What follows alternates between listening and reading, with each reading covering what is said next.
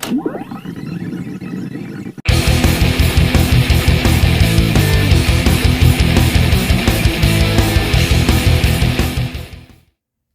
everybody, welcome back to my channel. Thank you all for tuning in. This is the Vinyl Tag 2025 edition. I had a lot of fun doing this last year. Last year was my first time participating in Vinyl Tag, so I was looking forward to doing this again. Vinyl Tag this year was started by Pretty Green Vinyl Guy, but there was also a channel called Vinyl Jukebox who had his own Vinyl Tag list. That was a little bit more geared towards hard rock and metal, which is a little bit more up my alley. So I wasn't really sure which list I wanted to do. I kind of wanted to do them both, but ultimately what I decided on was that I'm going to just make kind of a my own list from questions from both Vinyl Guy or Pretty Green Vinyl Guy and Vinyl Jukebox, and kind of have my own custom little list. So that's what I'm going to do. I'm going to link both of their channels in the description below and tag both of them so they get the credit they deserve. Pretty Green Vinyl Guy, I've actually never seen his channel until I went searching for Vinyl Tag this year. But Vinyl Jukebox is somebody that I'm already subscribed to. I think he's got an awesome channel. So, and also I'm going to be using a combination of CD and vinyl for this. So let's jump right into this. This first question is something that was on both lists pretty much. And what was the best purchase of 2024? I have to say it was Warrant's Dog Eat Dog. Though I was familiar with some of this album, if not most of this album, before I bought it last year. When I bought it sometime last summer and was able to bring it home and put it in my CD player, play it through my headphones, I began to realize how amazing this album really is. Just from start to finish, it is incredible. It's all killer, no filler. I think it's Warrant's best album. And this has to be my most played album of 2024. So, without a doubt, I think this is probably my favorite pickup of 2024. So, next is a question from Pretty Green Vinyl Guy. It was, what was the best album, or pick an album from 1974 that's 50 years old? This is actually a question that we did on Vinyl Tag last year, and my answer was Aerosmith's Get Your Wings. Since we're just about heading into 2025, that means that 1975 will now be the 50-year ago mark, and I'm gonna keep with the same band, just going album forward with Aerosmith's Toys in the Attic. My favorite Aerosmith album. I love this record. It's hard to believe this is gonna be 50 years old. I'm not even 50 years old, but it's hard to believe that an album like this is reaching that milestone. I've had this album since I was 12 years old. Never get sick of listening to it. So I'm going to keep it with Aerosmith here for Toys in the Attic. A great album turning 50 in 2025. All right, next is also a question from Pretty Green Vinyl Guy. It's an artist that you dearly miss. It's got to be the late, great Eddie Van Halen. Few celebrity deaths hit me as hard as Eddie Van Halen did. It's also hard to believe for me that they only released one studio album in my time as a fan. I jumped on board the Van Halen bandwagon in 2002 when I was introduced to the first album. And from that point on, all throughout 2003, I just was obsessed with Van Halen, got all the studio albums. So, in reality, A Different Kind of Truth is really the only brand new Van Halen studio album I got to experience when it came out. But certainly miss Eddie Van Halen. Love me some Van Halen, one of my favorite bands of all time. That's who I'm going for, an artist that I dearly miss. Next up, we have, this is from Vinyl Jukebox, a 2024 new album from an old artist. Well, let me go with my favorite band of all time. They put out a brand new album last year. It's called Forever from Bon Jovi. John, fresh off his vocal surgery from 2022 after that really disastrous tour after the COVID restrictions lifted, and John just could not keep up vocally. It was kind of hush-hush for a while, but it came out pretty much when the documentary dropped that John had vocal surgery, and I think he sounds pretty good, all things considered. I do think he sounds better on this album that he did on 2020, and for coming off of vocal surgery and the state of his voice the last couple years. I think he sounds actually pretty good here, but I really enjoyed this album. It was actually my favorite album of 2024. That may be the bias in me because this is my favorite band, but I think this is a great record. Bon Jovi's Forever, a great new album from an older artist. Next up, we have another question from Vinyl Jukebox. This is band with two lead guitar players.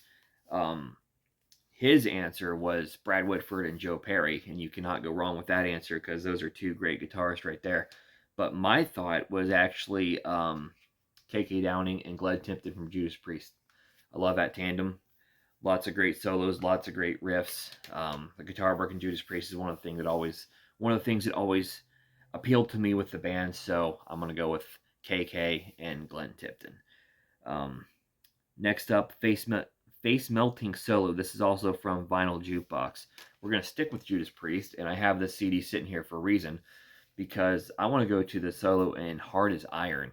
I think it's one of the better songs on here, but that solo is it's not my favorite Priest solo because I think Painkiller is, but this solo is just a combination of face melting, yet it turns really melodic in the one part of it, which I think is just awesome. It's kind of why I love the guitar work in Judas Priest because it can be a combination of the two. But that Hard as Iron solo I think is a fantastic solo. It's one of my favorites. So that's my pick for a face melting solo, Hard as Iron from Judas Priest. All right, so another question from Vinyl Jukebox. You're going on a cross country motorcycle ride. What's your go-to album? Well, this is assuming I had a motorcycle, which would be cool because I don't. But if I'm going on any kind of a road trip, I think it kind of depends on my destination as to what album I would want to pick to take with me. But an album that I tend to go to whenever I'm going on a road trip or a long car ride, I like to take a little Collective Soul, and Blender tends to be my go-to album. Probably because I bought this at the beginning of a road trip about 14 years ago that I took with my wife and one of my best friends. Went to a pretty cool little town about 2.5 hours away from here and just kind of explored and spent the day, and great memories attached to this album on that trip. So I think Collective Soul's Blender is something that I would choose to take with me on a long road trip. Next up, also from Vinyl Jukebox, a band that is an acquired taste. I think this is the ultimate acquired taste band, and that is Dave Matthews Band. Some people love them, some people hate them. I'm kind of somewhere in between. I think they have some really good songs. I think they have some really terrible songs.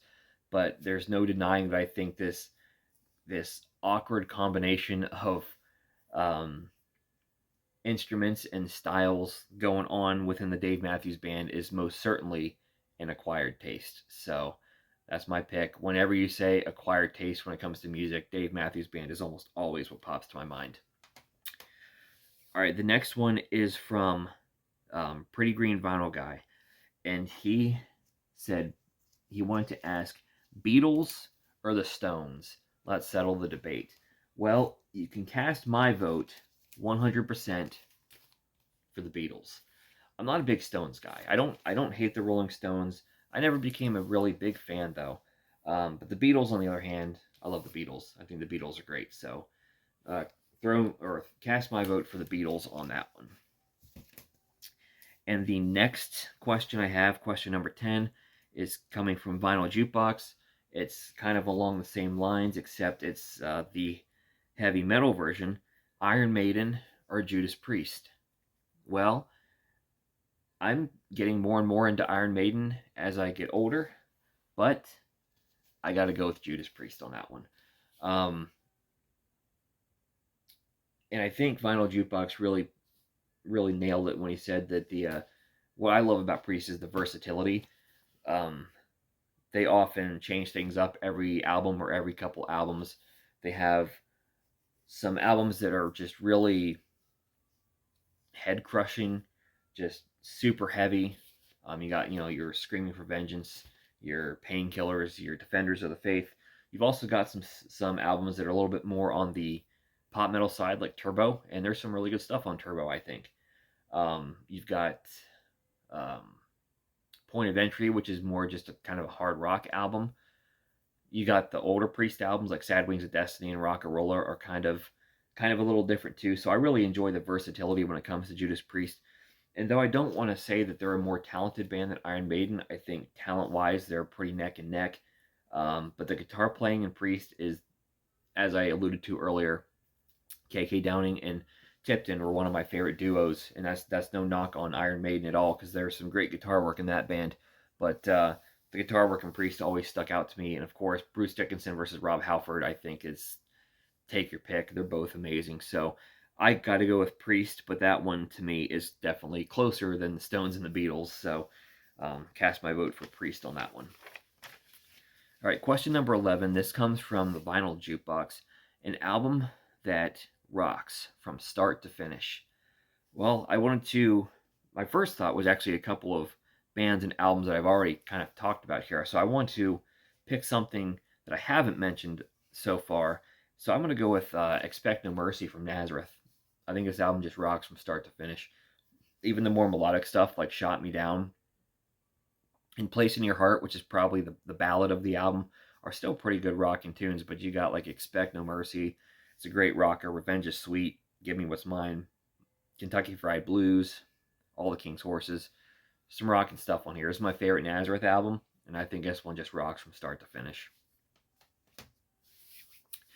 All right, number 12, also from Vinyl Jukebox.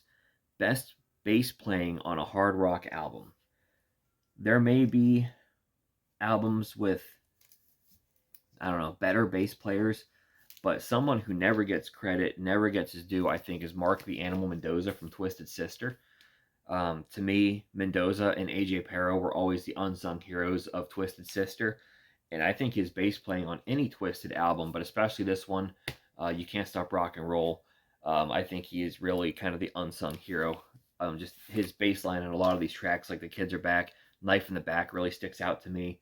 I like the bass intro on Power and the Glory, so a lot of good stuff from Mark the Animal Mendoza. I think he's very underrated player, and I wanted to give him a shout out here. So, best bass playing on a hard rock album, I'm going to go with Mark Mendoza on You Can't Stop Rock and Roll from Twisted Sister. All right, this one comes from Pretty Green Vinyl Guy. Best sounding drums on an album. And just the first album that pops to my mind when I hear that question is Creatures of the Night from Kiss. I think Eric Carr really steals the show in this one. The drums are big, they're loud, they're thunderous, and they really steal the show. I think Eric Carr is kind of the MVP of Creatures of the Night. And I just love the big bombastic sound that he has on here. It's just it's incredible, especially the way this album opens up with the title track and that quick little drum intro at the beginning. It lets you know you're in for one heck of a ride. So, Creatures of the Night from Kiss is going to be my pick for that one. All right, Vinyl Jukebox asks, band you wish you had seen but now can't. I don't want to say that I can't see them because there's still a chance that I can, but it seems to be getting more and more likely that I may not have the chance to ever see them, and that is actually my personal favorite band of all time, Bon Jovi. I've never seen them live. I had a chance to see them in 2013. Tickets were a little rich for my blood at that time, plus just some other circumstances of life at the time. I decided not to go to the show and figured next time I have a chance to go see them, I'll go see them. Well, next time never came around, and unfortunately, I looked it up. That would have been the 10th to last show that Richie Sambora played with the band. So chances are I'll never get to see Bon Jovi with Richie. Hopefully, I still have a chance to see Bon Jovi again if they ever do go back out and tour, or at the very least do some shows. Bon Jovi, of course, from the state of New Jersey. I'm from the state of Pennsylvania, so if they do some at least local shows, maybe I have a good chance of being able to go see them. But if John doesn't do any more touring, then I might have missed my chance to see my favorite band. So bands I wish I would have seen but can't. Cross my fingers I still get a chance, but it's likely that Bon Jovi. All right, next up, Pretty Green Vinyl Guy asks, best 3 lines in a song. And again, I had a lot of things come to my mind with this one, but I wanted to pick a group that I really love that I hadn't talked about on this one yet. And we're going to go to one of my favorite groups from the 90s, that is the Goo Goo Dolls. And Johnny Resnick is one of my favorite lyricists. I think he is incredible. And there's a line in the song Flat Top. And honestly, I could have picked, and of course the lyrics aren't in here, I could have picked almost any of Johnny's tracks here on Boy Named Goo. But I'm going to go with Flat Top. And there's a line in the song I've always really liked that says, "Our conscience keeps us quiet while the crooked love to speak, this knowledge wrapped in blankets in the streets." I've always loved that line.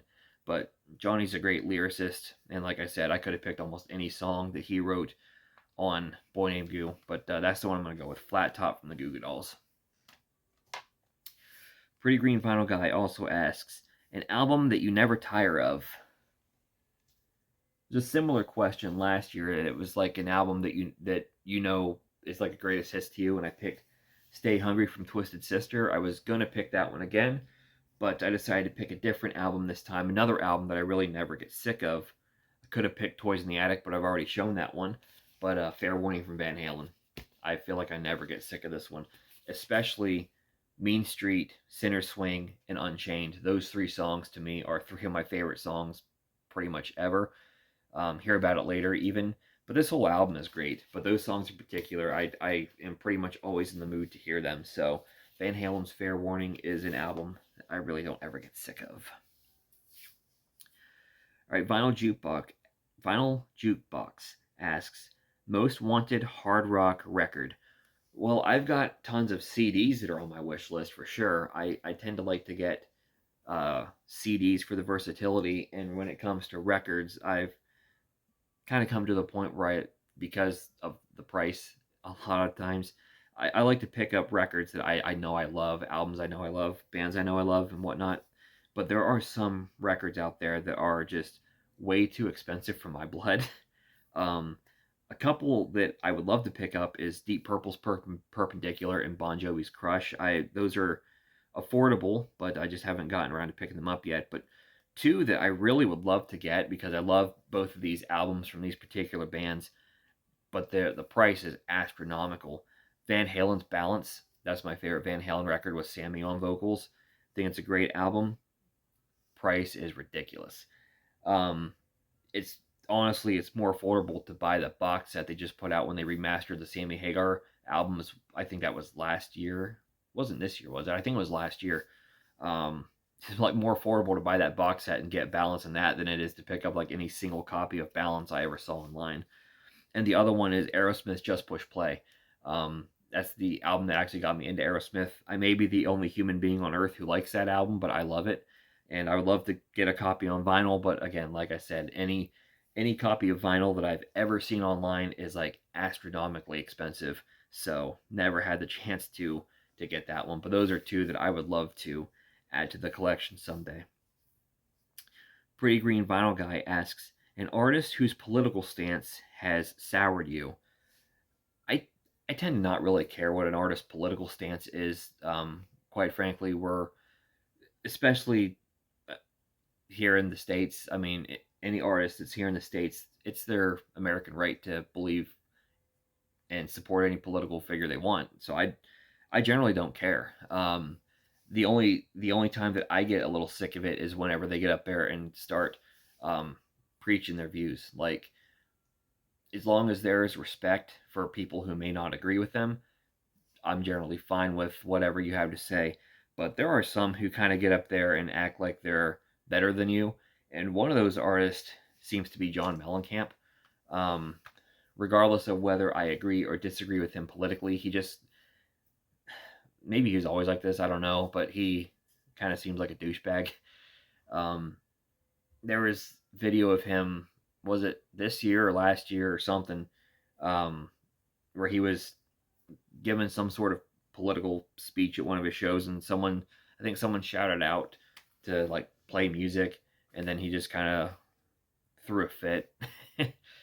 But yeah, that's the kind of thing that I can't stand. I generally don't care what party or what politician people or musicians support, that's, they're well within their right to support whoever they want to support. But when they kind of get up on stage and start talking down to you and preaching to you, then it's like, then that kind of gets irritating. So John Mellencamp is someone who, honestly, maybe he always was, but at least kind of in his old age, he seems like he's become kind of a douchebag. I still like his '80s stuff. I still think he's got good songs, but yeah, I think that was the first person that came to my mind when that question was asked. Pretty Green Vinyl Guy also asks, if you were reincarnated as a musician, who would it be? And I think I interpreted this a little bit differently than a lot of other people did. A lot of people were um, kind of picking like the life they would like to live. I don't I don't really want to live anybody else's life, I guess, but I would love to have some of their talent. I have next to no musical talent in my body. And one thing, I wish I had vocal talent because I have absolutely none. So as I was thinking about it, not necessarily that I want to live his life, but I would love to have the vocal talent of a Ronnie James Dio. Dude's got incredible voice. And I've been stuck on Dio here lately, and his voice is just crazy. I wish I had that kind of talent, but I'm gonna pick Ronnie James Dio just because I would love to have the talent that guy had vocally. And last but not least, this is a question also that both uh, Vinyl Jukebox and Pretty Green Vinyl Guy had on theirs, and that's your favorite vinyl community channel. I didn't want to pick just one. There's a lot of great ones out there, but I picked three that I really love. One, CD Guy, great videos as always. I've been following him since before I was on YouTube. Um, Great content as always, off the charts. I discovered him a year ago maybe, but I think he's also got a lot of great content on his channel. And another channel I've been watching a lot lately is Hair Metal Guru. So those are probably right now my three favorite channels. Of course, everybody knows Ralph Vieira from Almost Human and Pete Pardo from Sea of Tranquility. Um, I love those channels as well. So, and there's more great ones. I leave any. I kind of hate this question because I don't want to leave anybody off, but those are three channels that I follow quite regularly. CD Guy, Off the Charts, and Hair Metal Guru. So there you have it. That is Final Tag 2025. At least my kind of compilation of two awesome lists that are out there. So I'm going to link them both and tag them both in the description. If you want to play along, please do. This is a lot of fun. So I guess I'll catch you all next time.